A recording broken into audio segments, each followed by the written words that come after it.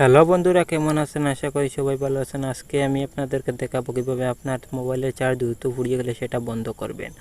এটা করার জন্য প্রথমেই আপনাকে সেটিংয়ের মধ্যে চলে যেতে হবে। আপনার মোবাইলের সেটিংয়ের মধ্যে প্রথমেই চলে যাবেন। সেটিংয়ের মধ্যে গিয়ে এখানে ডিসপ্লের লেখা আছে, এই ডিসপ্লের উপরে একটা ক্লিক করে দেবেন। ডিসপ্লে লেখা আছে, এই ডিসপ্লের উপরে একটা ক্লিক করে দেবেন। ডিসপ্লের উপরে একটা ক্লিক করে দেওয়ার পর এখানে অপশনটা আপনাদের এরকম থাকতে পারবে, এটা এরকম করে দেবেন, তাহলে আপনার চোখের ক্ষতি করবে না আর মোবাইলের ক্ষতি করবে। মোবাইলের চার্জটা অনেকটা সেফ থাকবে।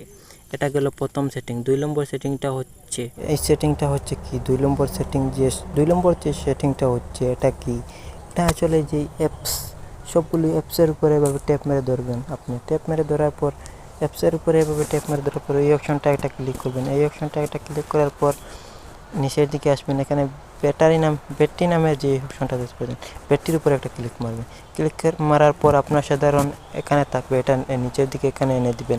আপনার এখানে থাকতে পারে, আপনি এখানে এনে দিয়ে দেবেন। এই সেটিংটা গেল। এখন মেইন যে সেটিংটা হচ্ছে, এটা হচ্ছে আপনার যে সফটওয়্যারটা ইউজ করছেন আপনি, এই সফটওয়্যারটা এখানে থাকবে।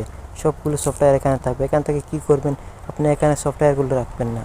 এখানে রাখলে কি হবে, আপনার যে সফটওয়্যারটা আপনি ইউজ করছেন যে পরিমাণ চার্জ খাচ্ছে, এগুলো সেমই চার্জ খাবে।